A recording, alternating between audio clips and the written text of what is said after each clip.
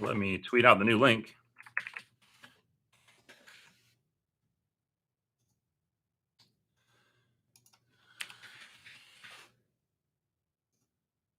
Nobody's made their way here yet. Oh, somebody's here.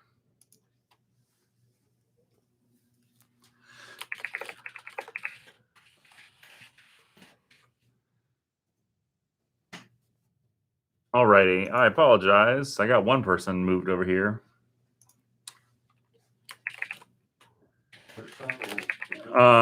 I'm gonna run through some stuff real quick if you want to have a seat, and then I will, once I get everybody over here. We had like 20 people, but I had the wrong camera set up, and you can't. It's a whole mess. Gotcha. Because what I found out is I am not a professional YouTuber, but we're trying. Hey, everybody! It seems like everybody's getting here. I'm gonna give it another minute or two because of that weird fiasco. Thank you for your flexibility. We're going to go over a few things, and then really we want to dedicate a lot of time today for Mr. Shipp to be able to share with you directly some of the highlights of what you need to be aware of as students are getting ready to come back in the building a week from today. So that being said, a few reminders. Let me pull up the website so I don't forget anything. Again, Cohort 2 in Power School, students that are in Cohort B, as in banana, will be reporting to school next Wednesday. Additionally, next Tuesday afternoon, we have parent-teacher conferences. There's a lot of that information available on the website. For right now, you have to scroll down into the middle, and it'll be over here on the sidebar before too long. Let me also open up the questions page and share that with people. If you cannot see the chat and you'd like to ask a question, on the web page on the right-hand side is a YouTube Live form. Please feel free to join us there and ask questions. I always forget to pull it up ahead of time, so I apologize.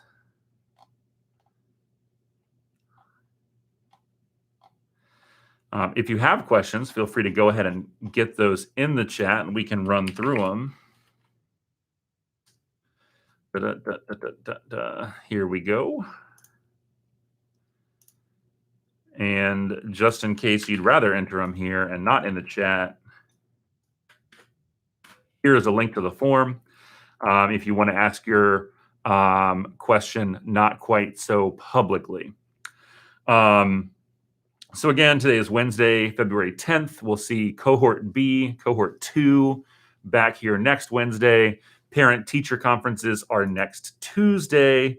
The ACT will be the following week when we come back. That will be on the 23rd.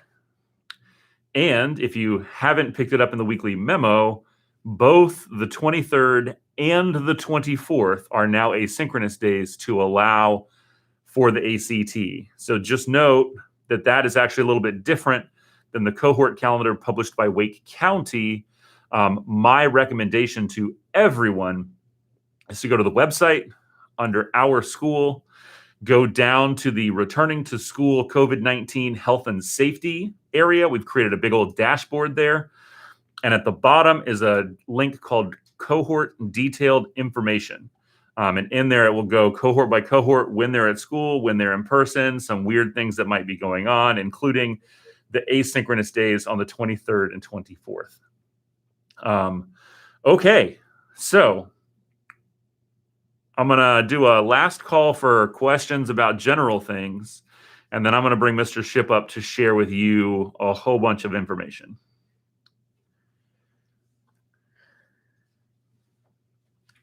It is a bummer, but the district advised us not to flip-flop them and just to create an extra asynchronous day. That asynchronous day is for Millbrook High School students. I can't speak for any other school, but it is not a district-wide decision. That 23rd is for Millbrook High School to give the ACT.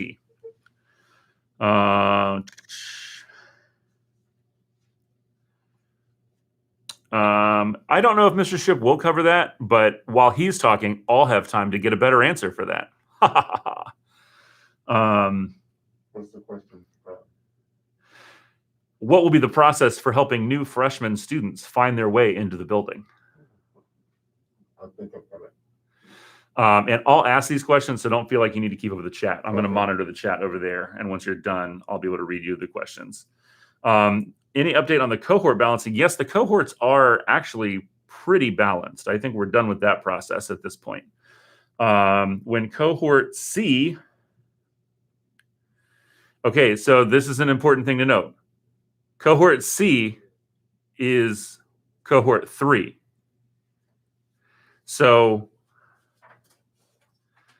when any cohort is on campus, if you are scheduled to be in the building and there is an asynchronous day, that means that students do not come to the building. An asynchronous day for all students means that students are at home. Regardless of when that asynchronous day is, if you're scheduled to be in the building, you will not be in the building on an asynchronous day.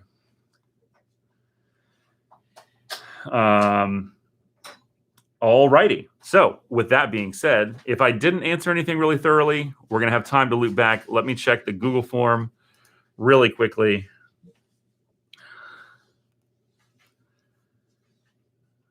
Oh, yeah, some good ones. I'm going to let Mr. Shipp talk first before we go over these, because they really are some big picture stuff that I think will be good. After you hear all the information, we'll go through and answer some questions. So again, feel free to ask questions. We'll go over everything at the end. But for now, I'm going to leave you with Mr. Shipp for a few minutes. And Mr. Shipp, I'm going to leave my office so you can feel free to take your mask off if you'd like. And again, don't feel the pressure to keep up with the chat. I'll monitor that from a different location. Gotcha.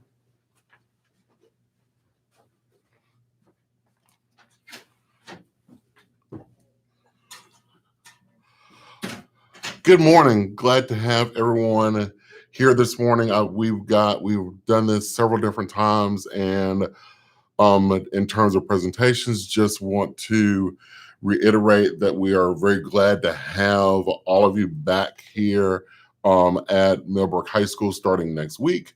In addition to having you back here in cohort rotations, there are a number of different things that will be different than when our students left last March. And so we want to just spend a few minutes this morning kind of talking about kind of what those things overall generally kind of will look like in terms of being on campus. Hopefully, as we go through the chat this morning and we go through questions, we can start to clear up some specifics about the generalized protocols and the journal changes.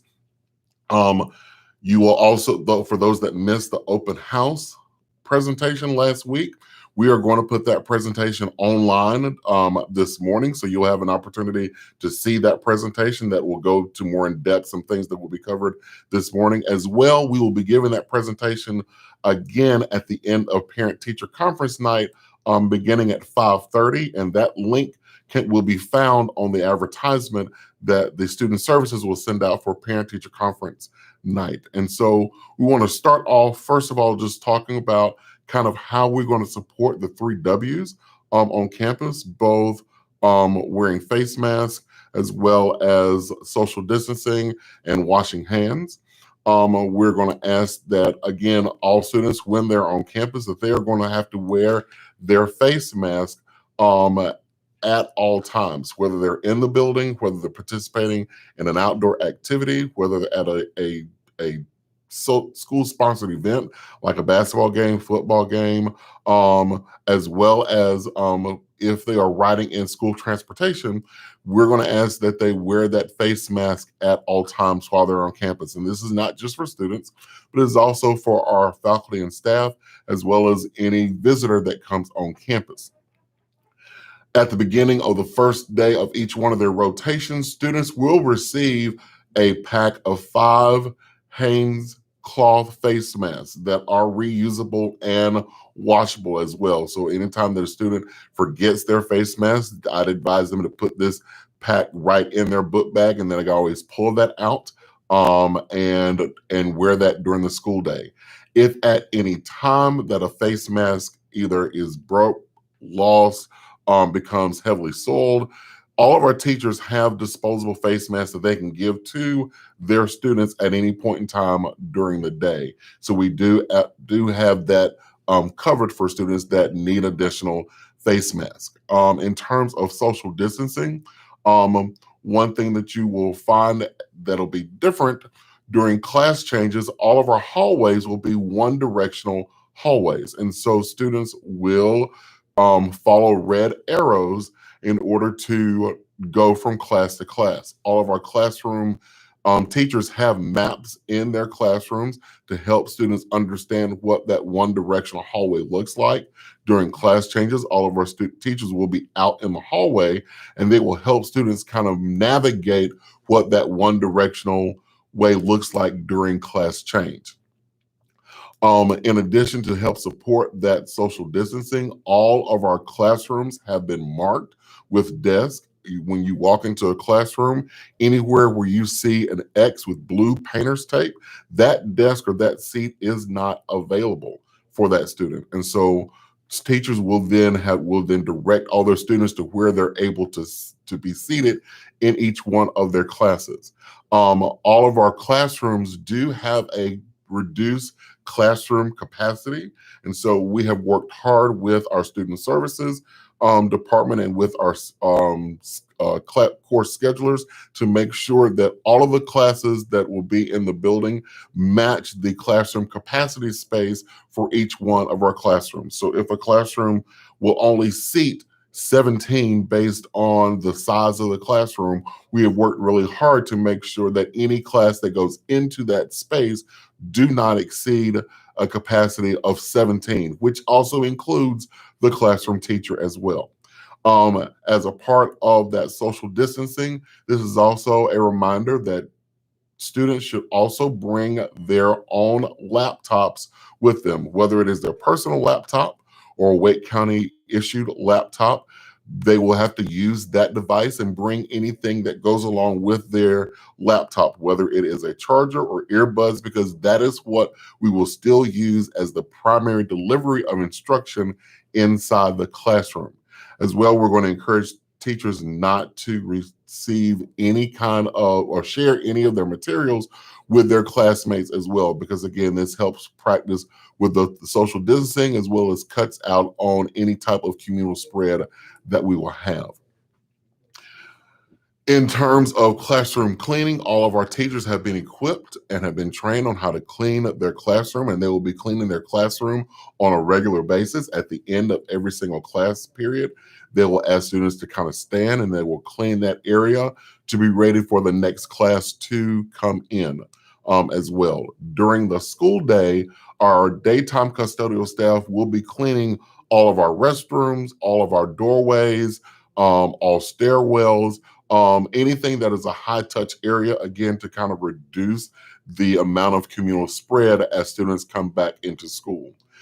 Also, to help with social distancing, sometimes students will ask to go to the restroom during class. And so we have created a process to where students must have a hall pass that's very similar almost to like a parking permit placard that they will hang on the restroom as they go in. They get permission from their teacher to use the restroom. They will use that restroom placard. They will hang it on a hook right outside the restroom so that we can visually see that how many students are in the restroom. All of our student restrooms have been maxed at a capacity of 3. And so there are only 3 hooks outside of each restroom. So it'll be very easy to see if a restroom is at capacity at any given point during the day. We do ask, sometimes students have to drink water, but all of our water fountains in our typical use are off limits. So we ask students to bring their own water bottle with their name written on the water bottle. However, if you don't have access to that, our teachers do have disposable cups that will be provided for students if they need a drink of water during class time. As well as a part of the social distancing and again, in the communal spread, we do ask all of our students to kind of wash their hands on a regular basis, but to also help with that sanitizing process, all of our classrooms and all of our collaborative spaces And all of our entranceways do have hand sanitizing stations on them. And so we encourage all of our students that every time that you come into a classroom, that you sanitize your hands with those stations. When you walk into a new building, that you sanitize your hands, again, helping reduce the communal spread throughout the day. When students come onto campus, they are going to be participating in a health screening process, whether you are riding a bus, whether you are walking, whether you are in carpool, or whether you are driving as a student. Anyone that walks into the building must complete a health screening process. And that process, if you've not been through it here at Millbrook, includes a temperature check, and your temperature cannot be above 100.4 degrees, and ask the following questions. Have you had COVID-19 within the last 10 days? Have you been asked to quarantine because you came in close contact over the last 14 days? And do you have any new symptoms, which include a new cough, shortness of breath, loss of taste or smell, or a fever and body aches? And once you are cleared in that health screening, you'll then be allowed to come into the building to go to your class. There'll be 3 locations for our health screening process. There will be the bus lot for all of our bus riders and our walkers to school. We have our carpool lane in the front of the school, which will run very similar to like a Chick-fil-A drive-through for all of our carpool students. And again, parents, you must keep your children in the car in order to participate in the health screening process. And we will have that area designated for any student that is driving to walk up from their car in the parking lot. And the final area will be the Wildcat Den for any senior that parks in the back that will walk up and need to come to the school as well. Again, once students participate in the health screening process, they will receive a wristband with a day designated on it that says, on this day, I did clear my health screening process, and allows them to go from building to building while they're on campus. The next thing I believe that I want to kind of make sure that we address in terms of the health screening, we've covered I believe the classroom protocols, as well as that want to make sure that people kind of understand the meal delivery process.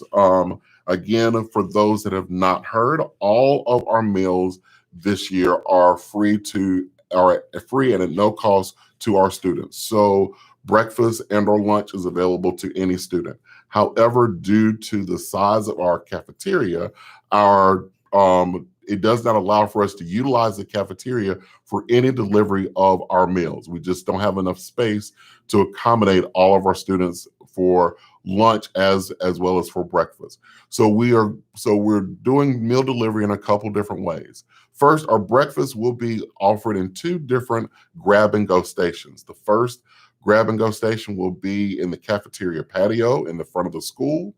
The second grab and go station for breakfast will be in the courtyard by the 1400 hallway 200 building area, kind of toward the center of campus. Students will grab their breakfast, and then they'll immediately report to first period in order to eat breakfast. And that first period teacher will then direct them in terms of where they can sit, how they can eat breakfast, and how to clean up prior to that first period bell starting. If students are arriving late to school, we will try to arrange, and they want breakfast, we'll try to arrange that with our cafeteria staff, depending on the time they get here. And for students that are arriving late, you must check in at our guest services window. Again, when you're arriving, a student just can't go to the guest services window. We do ask for student and parents to come to the window to participate in that screening process, just in case students don't pass that screening process. In terms of lunch, again, we're not using our cafeteria, so we're going to have to do lunch a little differently this year. All of our students will be eating lunch with their second period class. So by our bell schedule, second period starts at 9 o'clock. Students who are eating lunch from our cafeteria will then place their order with their second period teacher. It'll be the same menu served on that day, but there'll be a variety of options all throughout the month. So the second period teacher will kind of read out kind of what lunch is, take an order from everyone that is in that class, and then submit it to our cafeteria staff. Cafeteria staff will then prepare those lunches, and then those lunches will be delivered to each classroom at the end of second period. Our lunch period begins at 10:30 across the entire campus.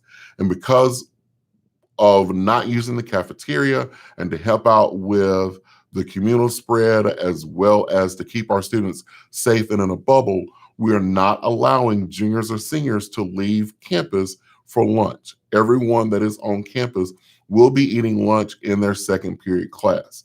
Students may opt to bring their lunch. However, there won't be any appliances made available for students to heat the lunch that they bring. When the lunch period starts, the teacher then will be very specific in terms how they direct their students. They will then ask students to sanitize their hands first. They will then make sure that the lunch is distributed to all students. Again, just similar to how you were in the class period, all students will be facing in the same direction when they eat lunch. And the teacher will direct all students to remove their mask at the same time. Based on our new policies and protocols, while eating lunch, students are not allowed to talk to each other to reduce the spread of droplets while they are eating. We are giving our students approximately 15 minutes to complete their lunch. When all students have completed their lunch, the teacher would then ask them to return their face masks back. They will work to dispose their trash in large trash receptacles in the hallway, return back, and get ready for a class change at the end of a third period.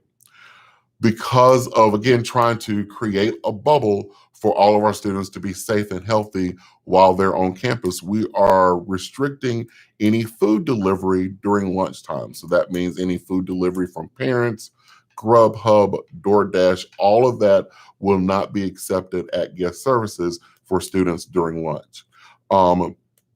During that lunchtime, we do encourage students to bring your laptop chargers and then begin and charge your laptop during lunch in the classroom. Because what we have found from other schools is that students will bring their laptop and they have not charged it appropriately, and then it dies by the time they get to their third and fourth period class. So lunch would be an appropriate time for you to charge your device and charge your laptop while you're eating. And our second period teachers will kind of work through that process in terms of helping students kind of charge their laptops in the classroom. The next large item that I want to be sure that we kind of cover today is just what happens when a student becomes ill while they're on campus.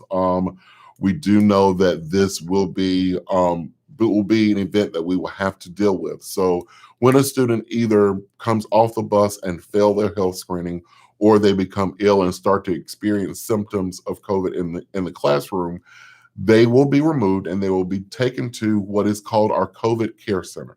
And this is where we will house all students that are experiencing symptoms, whether it is not feeling well, whether it is a cough or a cold. And we're running that sound is our bells for the new bell system. We're doing a test run this week. So that's what that ringing is. So you'll hear about 2 or 3 bells coming up next. And again, once they go to the COVID care center, parents will then be contacted to come and retrieve your child immediately, because once they have started experiencing symptoms, they are not allowed then to participate or ride home in their own either own transportation or in Wake County school transportation as well. While they're in the COVID care center, they are more than welcome to dial into their live instruction and complete all of their work while they're waiting for you to come and retrieve them. When they experience symptoms, we do ask once you pick them up, they do have to quarantine for 10 days. Again, according to our new policies, health policies for Wake County. Now, if you are experiencing symptoms and you feel like that is not related to COVID-19, in order to come back to school from that 10-day quarantine, you can either go get a PCR molecular COVID-19 test, and then that'll allow them, and if it comes back negative, that'll allow them to return back to school prior to the 10 days. Or you can go to your doctor or a health professional and have them diagnose that the symptoms that were occurring weren't related to COVID-19 as well. Those are the two ways that students can come back if they have been placed in the COVID care center for experiencing symptoms.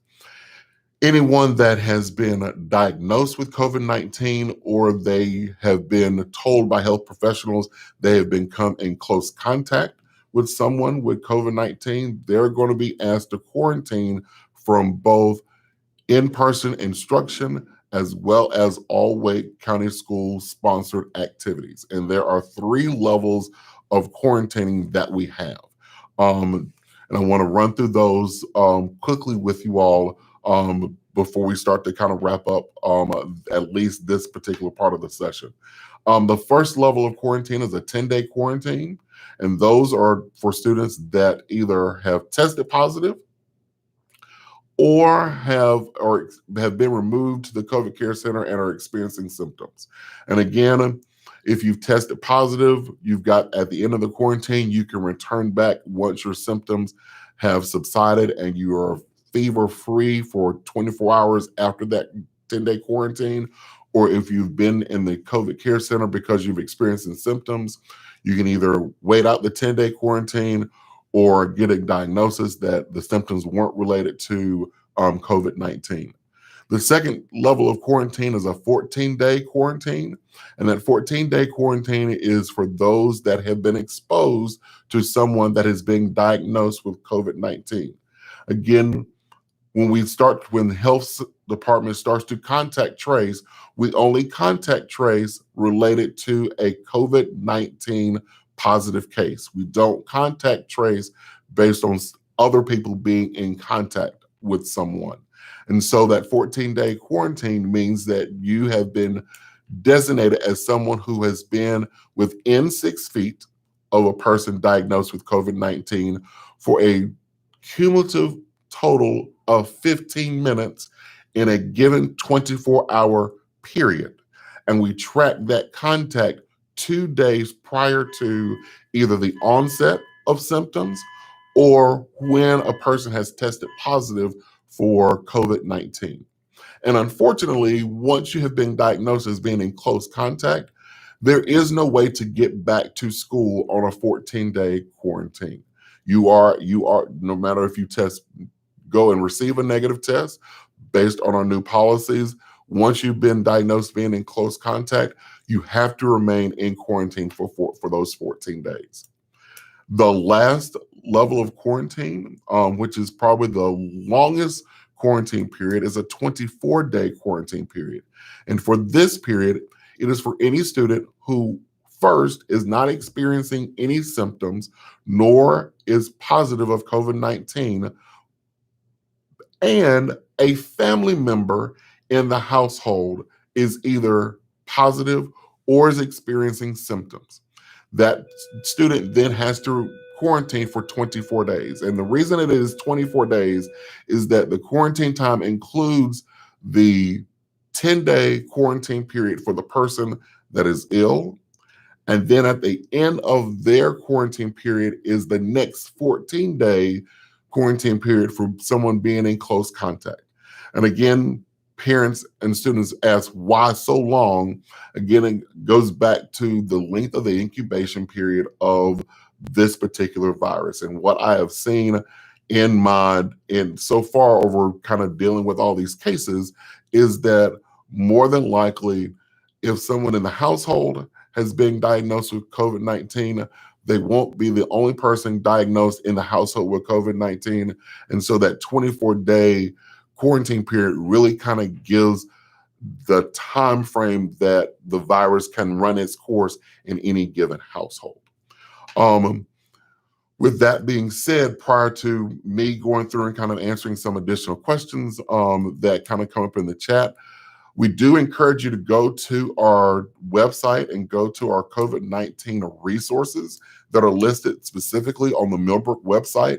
One of those resources is a complete student parent handbook that is created specifically for all of these different protocols that we have talked about here today, as well as some other smaller details.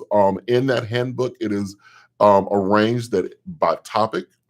So if you want to list or reread any of the topics that we just covered today, you can go into that handbook and it'll take you directly to those specific topics. The second thing that you will find on that website is that all students are expected to sign an acknowledgement form stating that they understand all of the new policies and procedures that we are putting in place, and that you will do your best to adhere to those. It is an 8-page document that you can download from our website, read, and we do expect for students to bring the signed sheet back to their first period teacher on the first day of their cohort. Again, that document is also located on our website, but we will also provide a hard copy during first period in case you're not able to get that from our website. Finally, for those that are riding a bus, you are expected to fill out a one-time attestation form. You can either do it online through the Wake County Public School System or download that copy from our website and fill that out and turn it into our guest services. Again, that kind of covers kind of all of our broad stroke guidelines in return to students coming back into school. I'm not sure if Mr. Patton is going to come in to kind of help us kind of navigate questions from the chat. I think he's going to come back in this time, so I'm going to mask up while he comes back in. And so he's going to kind of run through the chat, go through some of the larger questions that were covered, and then we'll see if we can hopefully provide some more detailed answers related to people coming back in person. Yes, Mr. Patton. I need to share a thing from my computer to that computer. Yes.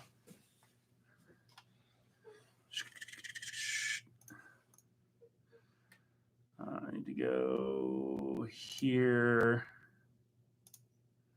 Sorry.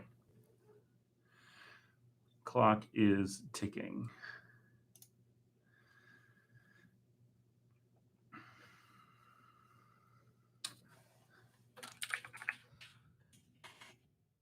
Happening.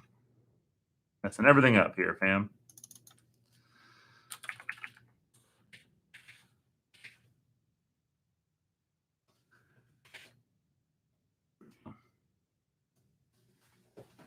And then you're going to want to be here so you don't freak out about what you're not seeing. Okay. It's really Disney when you're online. You can't see it. All righty.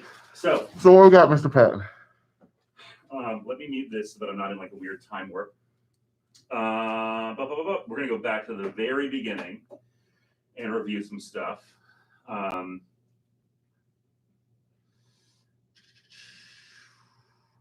We clarified the ACT stuff. We talked about being able to plug in during class, and then you addressed it after that. Okay, students can still bring their own food. Yes. I feel like I saw a note about drinks. They could only bring things that were sealed, but yeah, we want them to bring a water bottle too. Right, we do want them to bring a water bottle. If they bring drinks, it has to be sealed in a container. For if they want to have something else other than water for lunch. But again, all of those things kind of have to be in sealed containers. They're not sharing with their classmates. And we do encourage that if you want to participate in the school lunch, again, that order is placed at the beginning of second period with your second period teacher, and then they will then get that information over to our cafeteria staff, who will then, the meals will be delivered at the end of second period. Okay, so a question about students checking in different areas of the building. And they sort of relate. There are two separate questions. One was, if a sibling rides with a senior, can they also check in at the Wildcat Den? Yes. So anyone that in a car that is with a junior or senior, they can check in at one of those locations as opposed to staying in the carpool lane. Can a student who parks in the junior lot choose to stay out of the building and enter the Wildcat Den because it's closer to their class? Yes, they can do that. State that question again in case. So the question is that if a junior who are juniors parking in front of the school, if their class is closer to the rear of the school, can they walk from the junior lot to the Wildcat Den in order to participate in the health screening process and enter the building? And the answer is yes. Do students have to park in their assigned spot, or can they park closer? Students do have to park in their assigned spot because that is how we keep up with what students are on campus.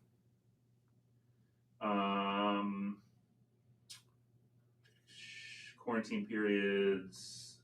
You're getting a lot of love for being clearer than the Wake County communication. So, lunch question: will the menus be shared in advance so students can decide if they want to pack lunch or not? Yes. So we will also on our daily memo, we will put a link to the school calendar, to the school cafeteria menu.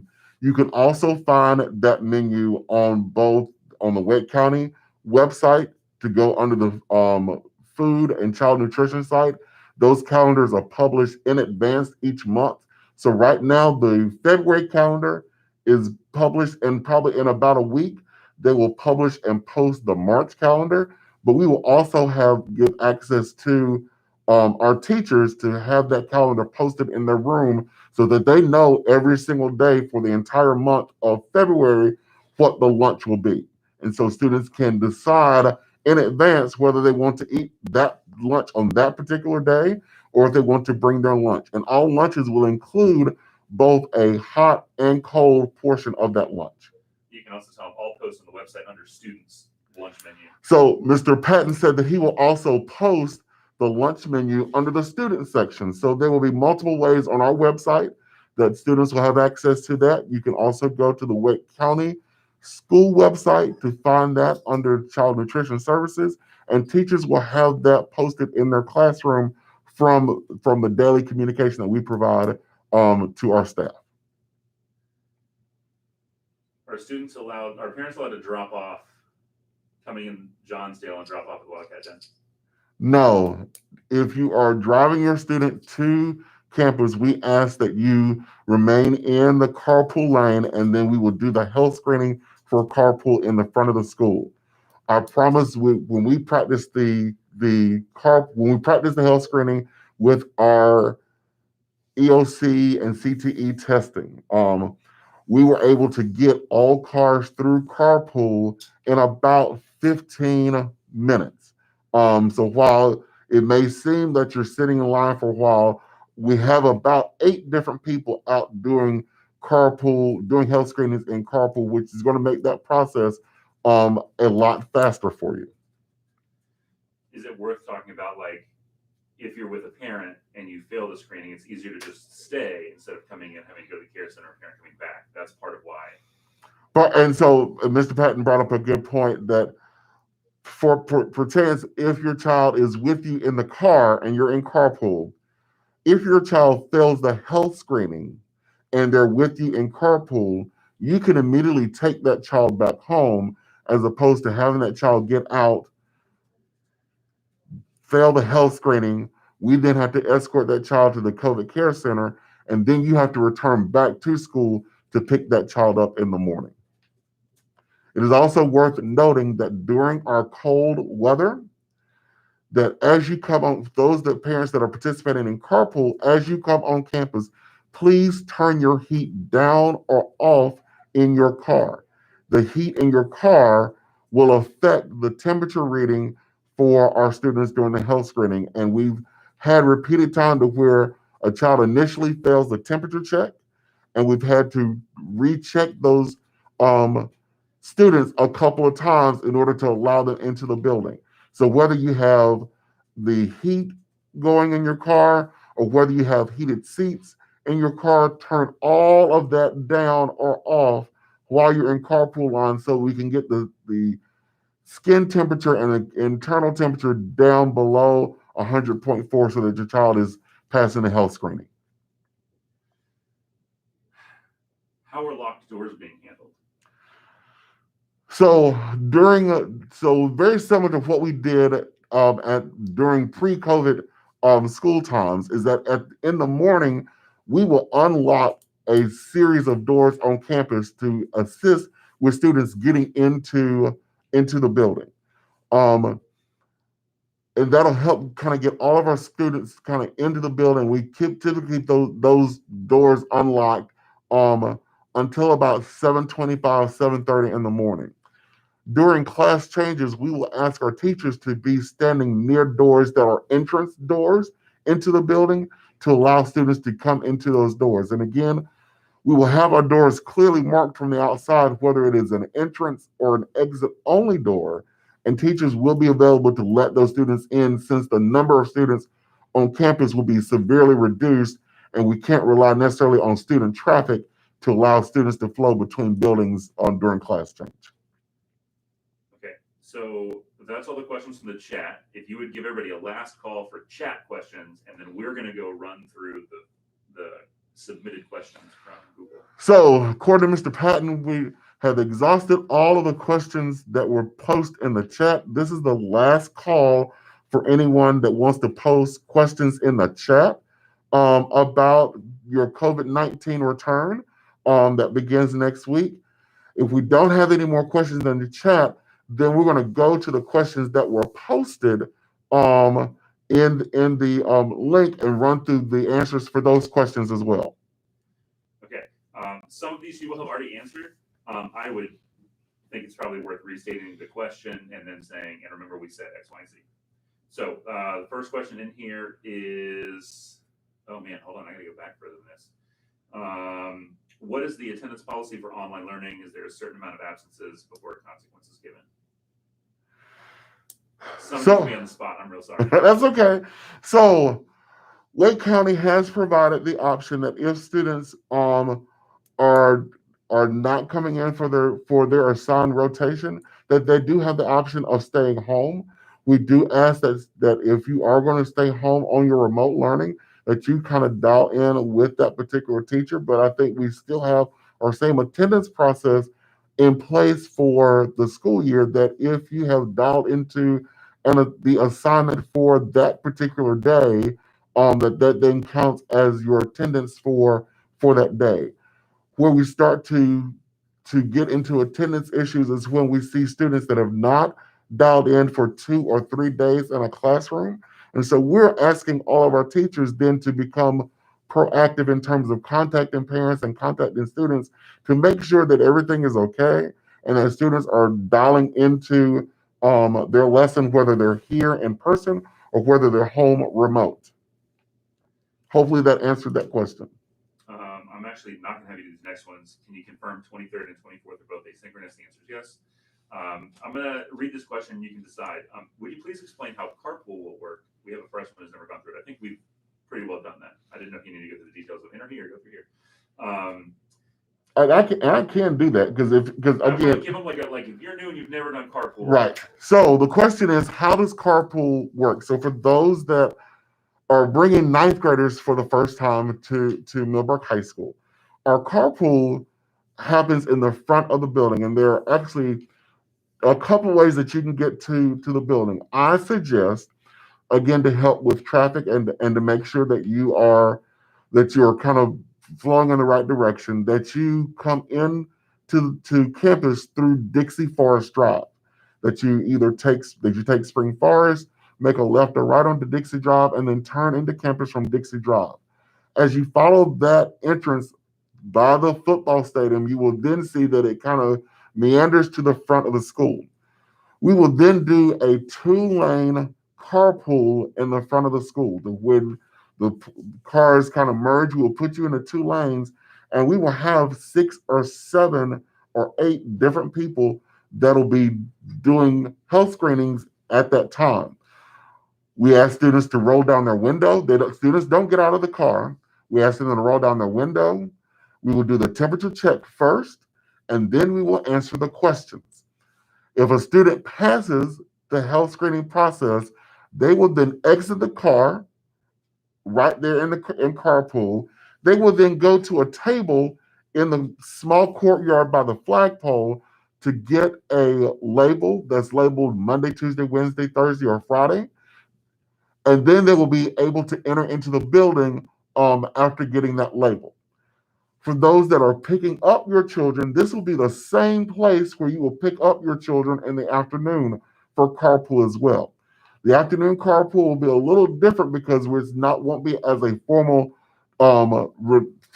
release, but again, we will have staff out to kind of manage that process for students that are getting picked up by their parents.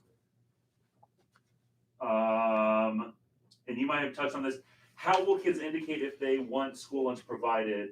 Did we go through the details of like the order in second period? Yes, I think we did. Okay, do they need to pre-order? No, they can do it the day of. No, all orders for lunch will be the day of, because that gives our cafeterias, with the number of students that we have on campus, our cafeteria staff really only needs about an hour to fix a lunch for about 500 students, and that'll be the most that we will have on campus at any one time. And so within that hour, lunch will be prepared, and then by the end of second period, it will be delivered to the second period class. Okay, this next question is how are you going to know if transportation is provided, or are they even going to do that? I assume that's how will families know if they are on a bus. And they need to look in Power School. So I think that you need to look in Power School to determine if transportation is provided. And I think Mr. Patton is. No, you keep talking. Okay, gotcha. Okay. You look in Power School to see if transportation is provided for your student. I think there is a process to request transportation if you have not made that request at this point. If you have not made that request, or you have other requests about transportation, I do encourage you to contact our assistant principal in charge of transportation, who is Mr. Dwayne Flowers. His email address is dflowers with an S at wcpss.net. And then he can provide you with additional direction in terms of transportation being provided. But I think that if you've had transportation, let's say from the middle school, and you're coming here and you've already been in that process, I think that you're already in line in terms of having that transportation provided as well. Yeah, I would recommend the email counselors. Yes, and you can also email your alpha counselor as well. And to go back to the carpool thing, if you tell them, I will put a map on the website in the returning to school dashboard area. I'll actually draw a recommended map. Gotcha. So Mr. Patton said that he is going to provide a map to kind of draw out, to kind of help kind of what that carpool process then looks like. Let me address. Yeah. So we did hear that it has been recommended that people drop off at the Exchange Park, and we're going to strongly encourage people not to drop off at the Exchange Park, or at Quail Ridge, because again, we want to be sure that first of all that our students are safe, and that if by chance they do fail the health screening, that you are here available to take them immediately home to either get a PCR molecular COVID-19 test, or to address the illnesses that they have. We are also afraid that by dropping off multiple children at the Exchange Park or at Quail Ridge, that this will not allow our students to practice social distancing while they're in the Exchange Park. And while we're bringing children to school, we want to try to create as close to a safe bubble as possible. And so that's why a lot of these protocols have been put in place. We are starting carpool at 7:00, and it has been our experience based on when we did CTE and ECO and EOC testing that we were able to kind of clear carpool within about 15 to 20 minutes at the latest in terms of getting everyone through the process and through the health screening process.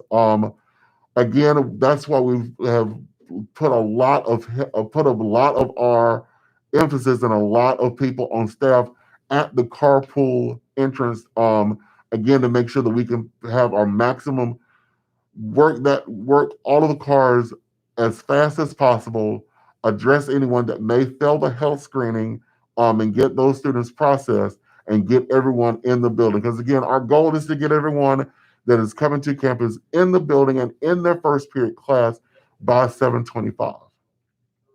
Awesome. Without Dwayne or Natasha here, I'm not totally sure some of the details. My son is returning to school next week. He's a new student in Millbrook and does not know how to get around.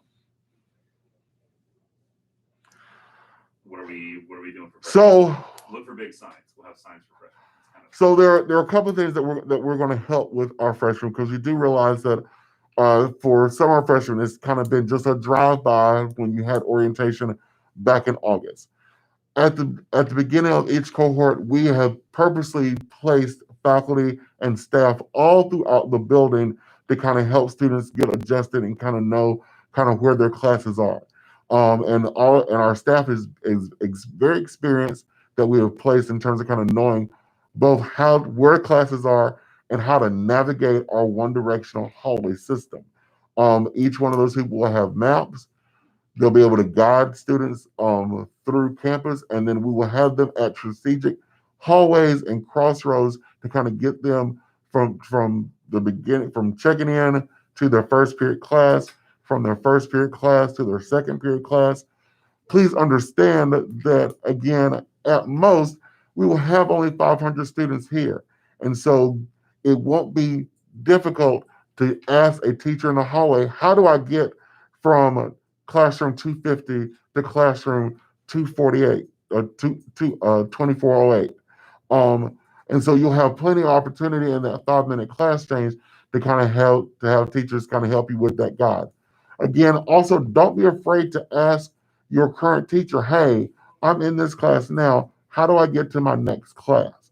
We will ask all of our teachers to kind of save some time, particularly those that teach ninth graders, some time to help them navigate as a part of their onboarding process while they're here on campus. Right. My son did a school picture retake. You know, if the proofs are in from Life Touch, kind of pick up at guest services. I think the answer is yes. I think that those proofs are available in guest services. So again, it's for the retake. Make sure you say. Yeah. So for those that did the retake, those pictures are the proofs are located in guest services. And you can come see Miss Cooper in guest services anytime between 7 and I believe 2:45, 3 o'clock each day for guest services. And then just wanted to confirm that cohort C or 3 was on campus beginning February 22nd, but their first week will only be Monday, Thursday, and Friday. Yes, that is correct. With cohort C, with us giving the ACT on that Tuesday, as well as having the countywide asynchronous day on that Wednesday, cohort C will only be in person on 3 days: February the 22nd, February the 25th, and February the 26th. That is Monday, Thursday, and Friday. Tuesday and Wednesday, all students stay home unless on Tuesday you are taking the ACT and you will arrive to school for the ACT, and you'll be provided additional directions about that through Ms. Sanchez, who is our testing coordinator. And then all students remain home on that Wednesday, February the 24th. Do parents have to pick up students in the front of the building, or can they get picked up elsewhere on campus?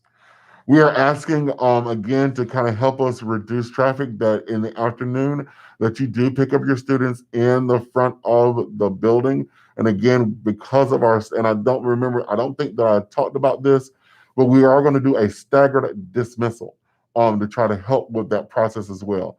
At the end of fourth period, the first bell that we will ring will be for all of our bus riders. And so when you hear that bell, all of our bus riders and our walkers will be dismissed to get onto their bus, and then we'll get buses started on their way to off campus. The next bell that we will ring, which will be about 3 minutes later, will be for all students that are in carpool and all of our student drivers. And again, you will then need to when you hear the bell, you'll go directly to either carpool to be picked up, or directly to your car to go home that afternoon. The next bell that we will ring will be for all students whose school activities start at 2:30. That bell will ring. You will then be dismissed from your fourth period class to go to your specific activity. If your activity doesn't start immediately after school, unfortunately, we don't have the manpower to kind of hold students until their activity starts. So all students, if your activity does not start immediately after school, will have to leave campus and then come back for your respective practices. Prime example, let's say that you are on our basketball team, but your practice doesn't start until 4:30. You're not allowed to stay on campus between 2:30 and 4:30 in order for your practice to start. Okay, you must be cleared off campus and then return back to campus for your particular practice. Again, we're just not set and designed for that kind of student supervision, unless it's an activity that a teacher is monitoring or unless they're holding a tutorial session of in person as well. It might be worth adding, in as many cases as possible, we encourage faculty advisors to try and adjust times to address that concern. Yes. You might want to say that. So we're talking with our faculty and all of our faculty advisors that have different clubs or different activities. We're encouraging them, as if at all possible, to kind of readjust their times and readjust their meeting times so that they are starting immediately after school, so that when at 2:30 we have all students being supervised by one of our teachers in the building. Alrighty, next up is it's worth reiterating, bus information is only available on the web portal for Power School. You cannot see it in the app. So bus information is available in the web portal in Power School, not on the app. So when you go to Power School, you go to the web portal, and that's where you receive your bus information. Hold on, let me answer this person in the chat. I think I answered everything, to be honest. We made it. An hour.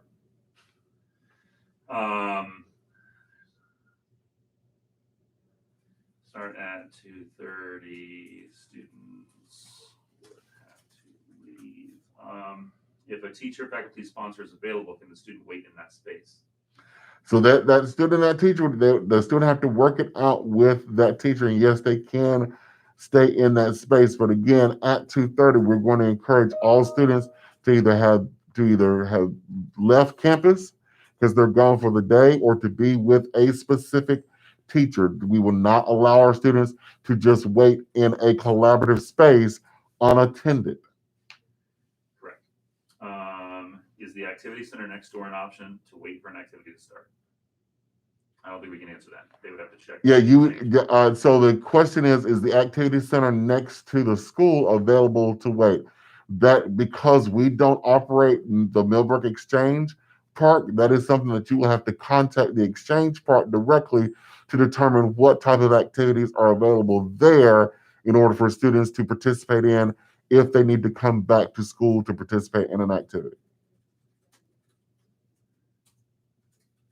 Trying to clarify a question that I don't totally understand the question. It's really a statement. So yeah, I think that's it. If you want to swap, I'll give you your day back. I'm good. Again, I do encourage you. I know that we went into a lot of broad strokes in terms of this particular presentation and tried to get into some of the specifics. I do encourage everyone that is on this site, that is with us in this live session, as well as tell any of your neighbors and parents that also are bringing students back to Millbrook, to really go to our school website and really spend some time looking at the student parent handbook, because there you will be able to kind of read through all of the specifics. Also located on that site, there are several videos. By the end of the morning, we will have at least 6 different video clips. There'll be 5 short videos that talks about the specific areas that we discussed today, as well as a longer video presentation that kind of puts this all together, that reiterates a lot of the procedures that we've talked about today. Between now and either the 17th or between now and the time of your first cohort rotation, really spend some time digging into that material, because again, I think that you will start to see some major things around protocol and around procedures and around health and safety that'll start to help make sense about the new way that we're going to have instruction here at Millbrook High School. Other than that, we are very excited to have everyone back next week on the 17th. We hope that we're able to do that in a very safe and healthy manner. And we were just looking forward to pressing forward and continuing the rest of the school year. And so I'm going to turn this back over to Mr. Patton.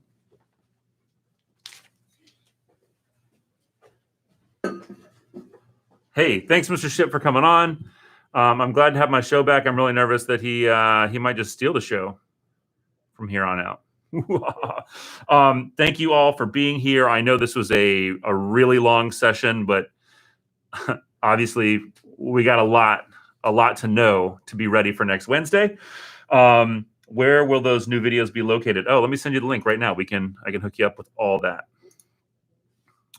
Those videos, if you go to the website, Our School, there's a drop down that says Returning to School, COVID-19 Health and Safety. But here is the direct link to that. This video will be on YouTube forever. Like it'll just post here, so you can share that link with your friends if they need it. We'll also tweet it out. I can put it on Facebook. I can link to it from the website as well. Running out of space. Like everything is a headline right now. I just don't have enough space on the website. Yeah, the beard and the mask is. What can you do? I don't know. I haven't figured it out.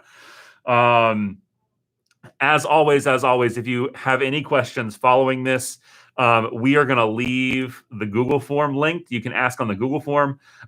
If you need something more timely, please consider emailing your counselor or administrator. I'm happy to field questions, but when everybody asks me questions, it gets a little bogged down. So if you can email your student's alpha administrator, that tends to be the quickest way to an answer. We will see everybody next week right here, 8:30. Have a wonderful, wonderful week and a wonderful weekend. Be safe, everybody.